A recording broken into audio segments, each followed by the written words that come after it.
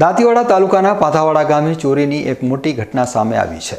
રાત્રિના સમયે એક પરિવાર લગ્ન પ્રસંગમાં હાજરી આપી ઘરે પરત ફર્યો ત્યારે તેમના ઘરમાં તસ્કરોએ હાથફેરો કરી આશરે 20 લાખ રૂપિયાના સોના ચાંદીના દાગીના અને રોકડ રકમની ચોરી કરી ફરાર થઈ ગયા હતા। પોલીસ સૂત્રોના જણાવ્યા અનુસાર પાથાવાડામાં રહેતો પરિવાર રાત્રે કોઈ લગ્ન પ્રસંગમાં ગયો હતો। જ્યારે તેઓ મોડી રાત્રે ઘરે પરત ફર્યા ત્યારે ઘરના પાછળના દરવાજાનો નકુચો તૂટેલો જોયો હતો। અંદર તપાસ કરતા ઘરમાં સામાન વેરવિખેર પડ્યો હતો અને તિજોરી તેમજ કબાટ ખુલ્લા હતા। ચોરોએ ઘરમાં પ્રવેશ કર્યા બાદ નાના પટારામાં પડેલા સોના ચાંદીના દાગીના અને રોકડ રકમની ચોરી કરી હતી। ચોરી કર્યા બાદ તસ્કરોએ પટારો ઘરના પાછળના ખેતરમાં ફેંકી દીધો હતો। ઘર માલિકે તાત્કાલિક પાથાવાડા પોલીસ મથકે ચોરીની ફરિયાદ નોંધાવી હતી। ફરિયાદ મળતા જ પોલીસ તાત્કાલિક ઘટના સ્થળે પહોંચી અને તપાસ શરૂ કરી હતી। પોલીસ આસપાસના વિસ્તારમાં સીસીટીવી ફૂટેજ તપાસી રહી છે અને તસ્કરોને પકડવા માટેના પ્રયાસો હાથ ધર્યા છે।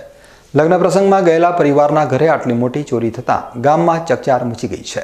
લોકોમાં ભયનો માહોલ જોવા મળી રહ્યો છે અને પોલીસ પાસે તાત્કાલિક આરોપીઓને પકડવાની માંગ કરી રહ્યા છે।